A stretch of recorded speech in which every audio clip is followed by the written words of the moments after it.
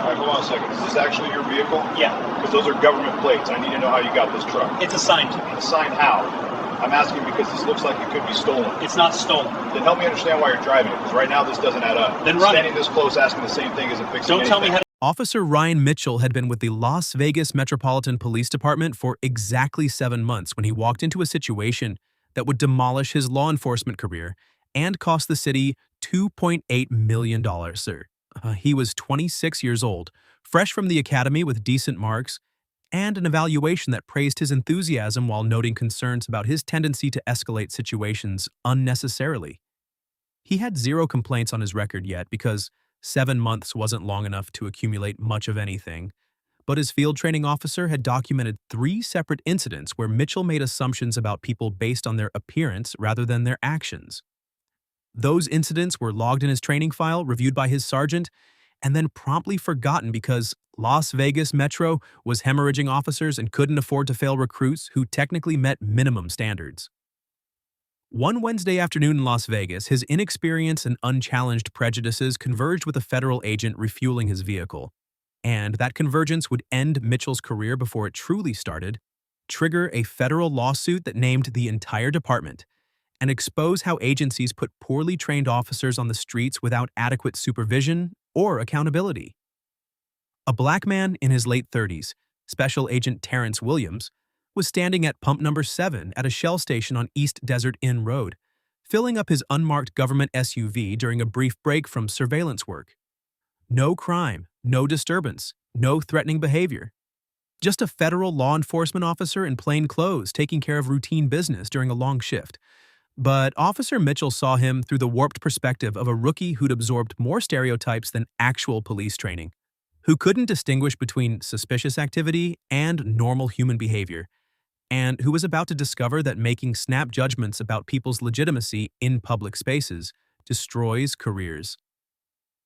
Before we continue, where are you watching from?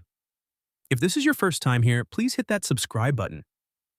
Stories like these need to be shared, and your support helps us bring more truth to light. Las Vegas, Nevada, East Desert Inn Road, a commercial corridor that runs east from the Strip through residential neighborhoods and business districts, where gas stations, fast food restaurants, and strip malls service locals and tourists alike. The area sees constant traffic during daylight hours but has pockets of quiet during the mid-afternoon lull when the lunch rush ends and the evening commute hasn't begun. It was 3:20 on a Wednesday afternoon in September. The desert sun hammered down from a cloudless sky, temperature hovering at 102 degrees. Heat shimmered off the asphalt. Most people moved quickly between air-conditioned spaces, minimizing time in the brutal heat.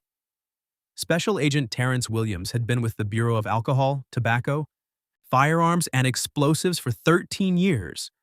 13 years investigating illegal firearms, trafficking, straw purchases, prohibited possessors, and violent criminals who used guns to terrorize communities. He'd worked undercover buys where one wrong word meant death. He'd executed high-risk warrants on armed subjects. He'd testified in federal trials that put dangerous people in prison for decades. His supervisors called him thorough and unshakable. His colleagues called him the agent you wanted covering your back when things went sideways.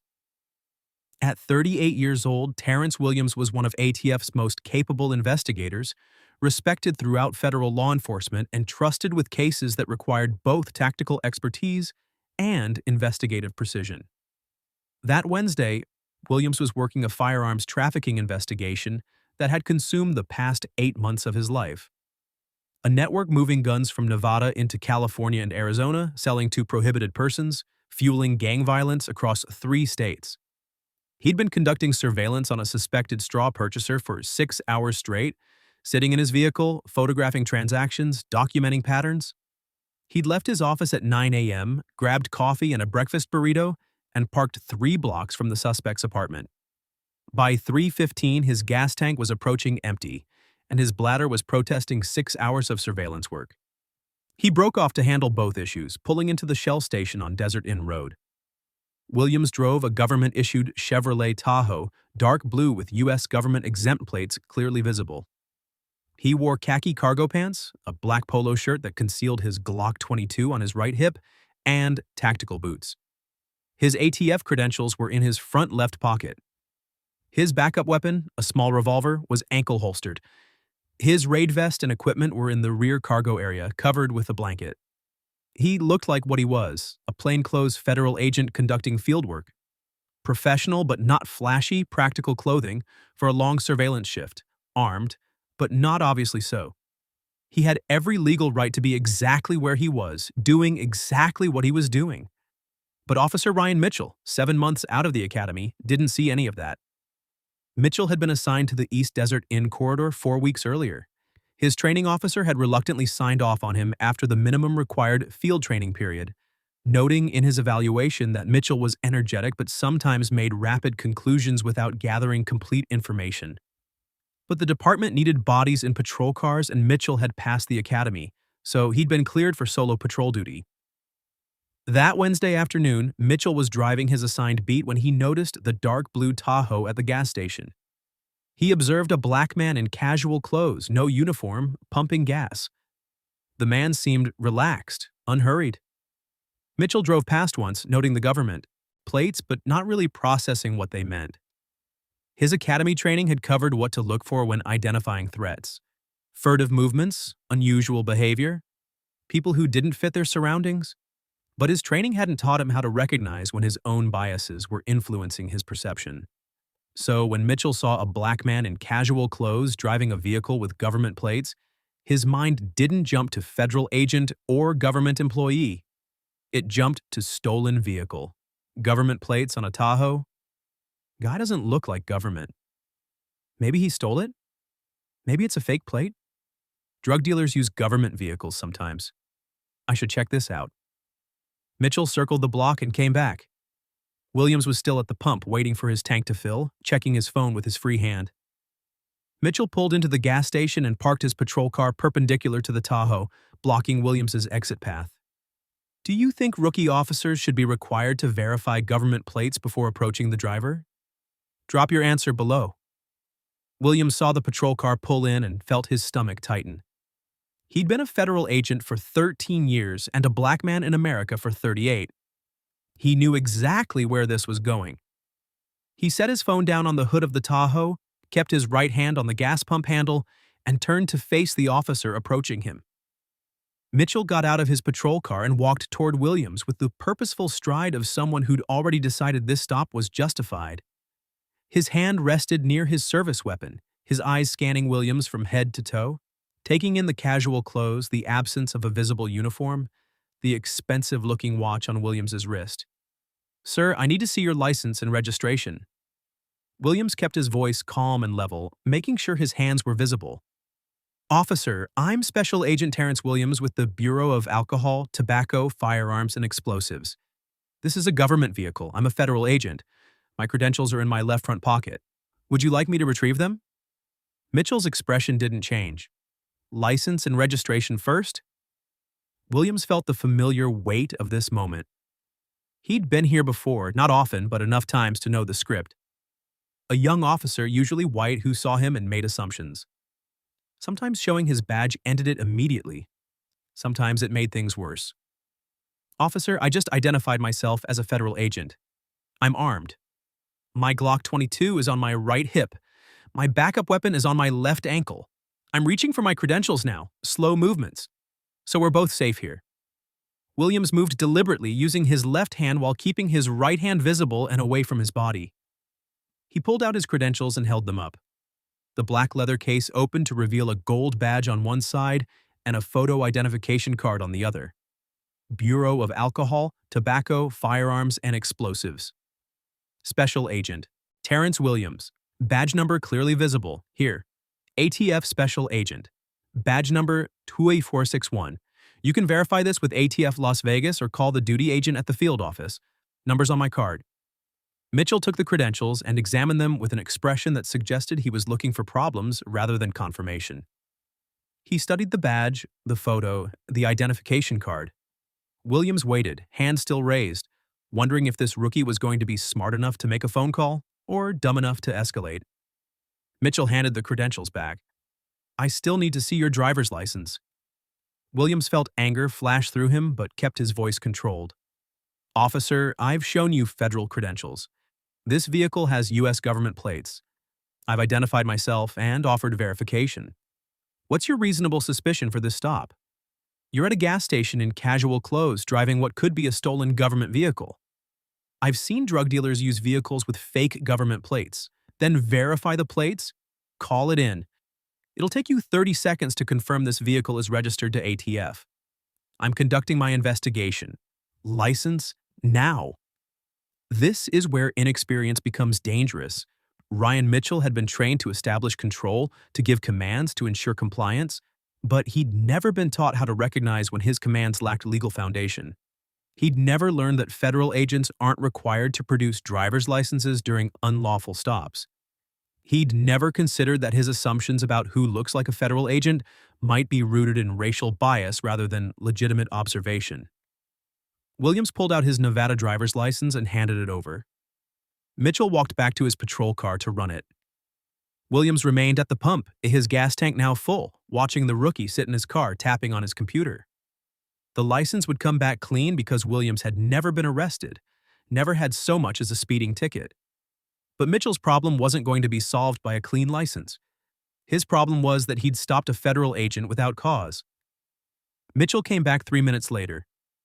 Your license is clean, but I'm still not sure about this vehicle. Williams's patience was eroding. Officer, what's your name? Mitchell. Officer Mitchell, I'm asking you one more time to verify this vehicle's registration. Call your dispatch. They can run the plates and confirm this Tahoe is assigned to ATF Las Vegas. If you do that right now, this ends and we both go back to our jobs.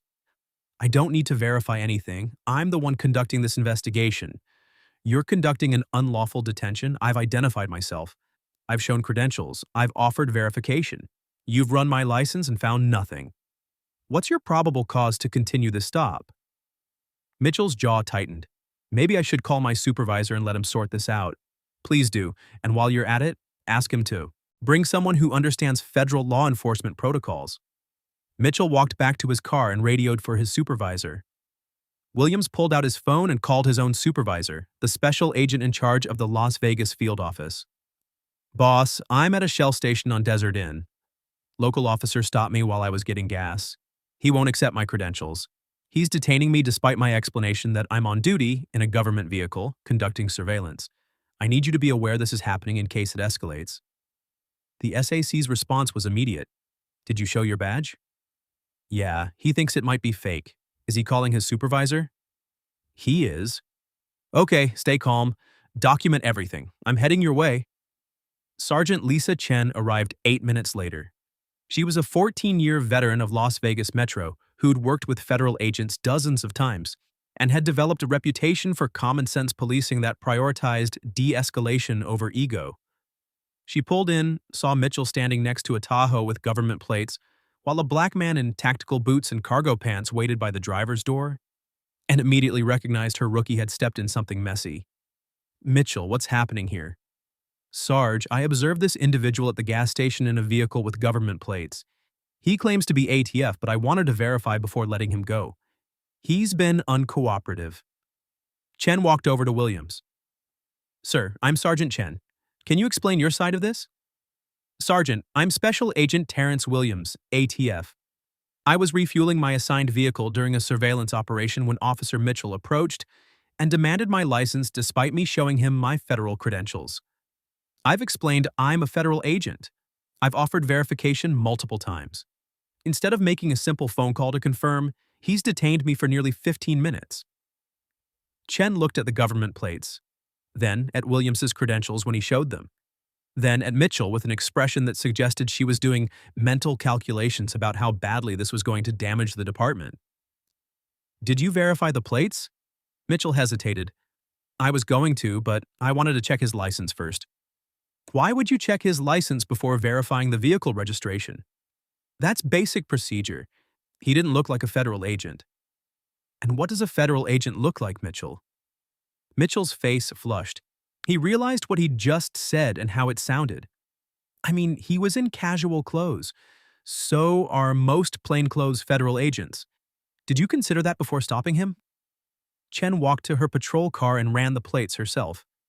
The return came back in seconds. Vehicle registered to Bureau of Alcohol, Tobacco, Firearms, and Explosives, Las Vegas Field Office. Authorized government use. No wants, no warrants, no flags. She walked back to Williams. Agent Williams, I sincerely apologize. This stop was unjustified. You're free to go. We'll file an incident report and I'll personally ensure this is reviewed. Williams nodded, but his expression remained hard. Sergeant, with respect, an incident report isn't sufficient. Your officer stopped me without cause, questioned my credentials, detained me for 15 minutes during a federal investigation, and refused to verify information that would have ended this immediately. That's not a training issue. That's profiling. I understand your concern, do you? Because I've been doing this job for 13 years. I've worked joint operations with local police in 4 states. I've never been stopped while refueling a government vehicle. But I put on casual clothes, drive my assigned Tahoe, and suddenly I'm suspicious? A black Dodge Charger with federal exempt plates pulled into the station. SAC Robert Morrison got out, a 25-year ATF veteran with zero patience for local police who created problems for his agents. He assessed the situation in seconds, his jaw setting in the expression his agents recognized as controlled fury. Agent Williams, you okay? I'm fine, boss. Just dealing with Officer Mitchell here, who thinks my credentials might be fake and my vehicle might be stolen despite the government plates. Morrison turned to Sergeant Chen. I'm Special Agent in Charge Robert Morrison, ATF Las Vegas. Your officer just detained one of my agents during an active federal investigation. I need an explanation. Chen's face had gone pale. She understood now that this wasn't going to be resolved with apologies and incident reports. This was going to involve attorneys, federal complaints, and probably her lieutenant chewing her out for Mitchell's stupidity. Sir, I apologize. Officer Mitchell made an error in judgment. We'll address this through our disciplinary process. Your disciplinary process? Sergeant? Agent Williams identified himself immediately. He showed his badge. He offered verification. Your rookie ignored all of it and detained him anyway. That's not an error in judgment. That's a civil rights violation. Should supervisors face consequences when their rookies commit civil rights violations during unlawful stops? Let me know what you think. By that evening, Williams had filed formal complaints with Las Vegas Metro's Internal Affairs, the ATF Office of Professional Responsibility, and the Department of Justice Civil Rights Division. By the next morning, ATF's Office of Chief Counsel had drafted a letter to the Las Vegas City Attorney's Office outlining the incident and demanding accountability. The gas station's security cameras had recorded everything. The footage showed Mitchell approaching Williams after he'd been peacefully pumping gas, Williams showing his credentials. Mitchell's continued detention despite the badge, the sergeant's arrival, the entire unlawful stop documented in high-definition video with timestamps. 3 months later, ATF filed a federal lawsuit against Officer Ryan Mitchell, Sergeant Lisa Chen for inadequate supervision, and the Las Vegas Metropolitan Police Department. The complaint alleged unlawful detention without reasonable suspicion, violation of federal civil rights, racial profiling and discrimination, interference with a federal investigation, failure to train officers in federal law enforcement protocols, and deliberate indifference to constitutional violations. The evidence was overwhelming. Security camera footage from multiple angles showing the entire encounter. Body camera footage from both Mitchell and Chen. Williams's contemporaneous phone call to his supervisor. The 911 call records showing Mitchell requested backup for a routine gas station encounter. Mitchell's own training file documenting concerns about his judgment. Las Vegas city attorneys reviewed the case and reached an unavoidable conclusion. The city had no defense.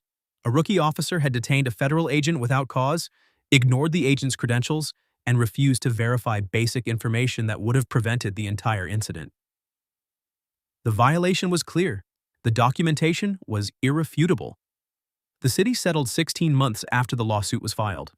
$2.8 million paid to Special Agent Terrence Williams, among the largest settlements in Nevada history for an unlawful detention lasting under 20 minutes. Officer Ryan Mitchell was terminated 9 weeks after the incident. The termination letter was direct and unequivocal. Officer Mitchell detained a federal law enforcement agent without reasonable suspicion or probable cause. He refused to verify the agent's credentials despite multiple opportunities to do so. He demonstrated judgment failures and potential racial bias that make him unsuitable for continued employment in law enforcement. Employment terminated immediately. Mitchell's name was entered into the National Decertification Index. His law enforcement career ended at 26 years old, 7 months after it began. He attempted to appeal through his union. The union reviewed the security footage showing Mitchell detaining a federal agent who'd shown his badge and declined to contest the termination. No attorney would take his case. No department would hire him. Mitchell released a brief statement through an attorney. "I made serious errors in judgment during this encounter. I failed to follow proper procedures for verifying credentials and vehicle registration. I accept responsibility for my actions and apologize to Agent Williams for the harm I caused." Williams's response was measured but firm. Officer Mitchell's apology doesn't change what happened. He saw a black man at a gas station and decided, "I must be criminal despite my badge, my credentials, my government vehicle, and my repeated offers to verify my identity." That's not a training failure. That's a character failure that stems from seeing black people as inherently suspicious, regardless of evidence to the contrary. Las Vegas Metro faced intense federal scrutiny. How had Mitchell been cleared for solo patrol with documented judgment concerns in his training file? Why hadn't his field training officer's warnings resulted in additional training or closer supervision? What protocols existed to prevent officers from detaining federal agents? The Department of Justice's investigation revealed systemic problems. Training files documenting concerns that were never acted upon. Rookies cleared for solo duty despite supervisory reservations because of staffing shortages. No mandatory protocols for verifying federal credentials. No consequences for supervisors who signed off on problematic officers. Federal consent decree mandated sweeping reforms, extended field training from 16 weeks to 9 months for all new officers. Mandatory federal law enforcement liaison training. Immediate verification required for anyone displaying federal credentials. Real-time body camera review for all detentions lasting longer than 5 minutes. Supervisory accountability for rookie mistakes occurring within the first year of solo patrol. Independent federal oversight for all complaints involving federal agents. Special Agent Williams testified at a city council hearing. His testimony was powerful and precise. "I'm a federal agent with 13 years of experience investigating violent criminals and illegal firearms trafficking. I was refueling my government vehicle in the middle of the afternoon when Officer Mitchell approached and detained me without cause. I showed my badge immediately. I explained who I was. I offered verification. None of it mattered because Mitchell had already decided what he was looking at." He paused, his voice strengthening. "I wasn't pumping gas suspiciously. I wasn't acting threatening. I was standing at a gas pump in broad daylight next to a vehicle with government plates. But Officer Mitchell saw a black man and couldn't imagine I might be a federal agent. So he assumed criminal activity." Another pause. Mitchell's field training officer documented concerns about his judgment 3 separate times. "Your department ignored those warnings and put him on the street anyway." He detained me for 15 minutes during an active federal investigation, potentially compromising months of surveillance work. That detention costs you $2.8 million, but the real cost is the message it sends about who your department assumes belongs in positions of authority.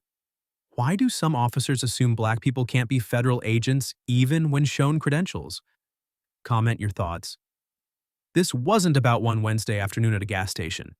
This was about a department that cleared an officer for solo duty despite documented evidence he made assumptions based on appearance. Mitchell had no complaint history because 7 months isn't enough time to accumulate many.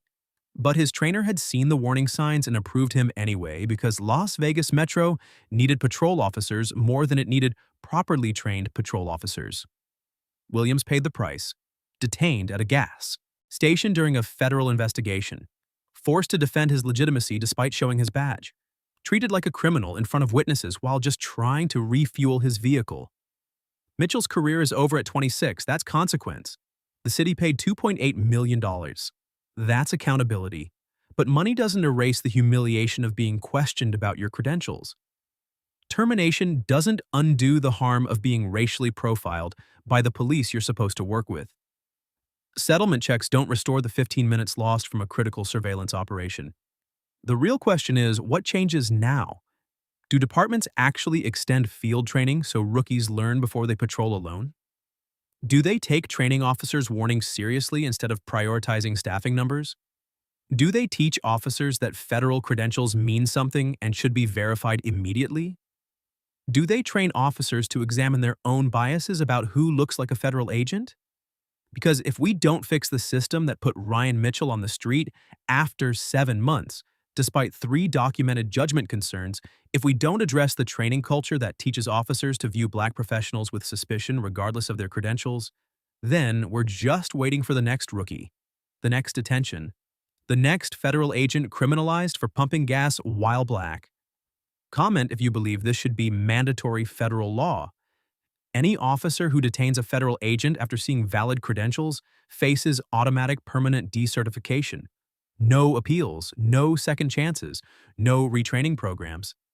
And if you think these stories matter, if you believe proper training and accountability prevent these violations, then hit that subscribe button. We're exposing how departments sacrifice training standards for staffing numbers. We're demanding better. We're fighting for federal agents who deserve to work without being profiled by the local police they coordinate with.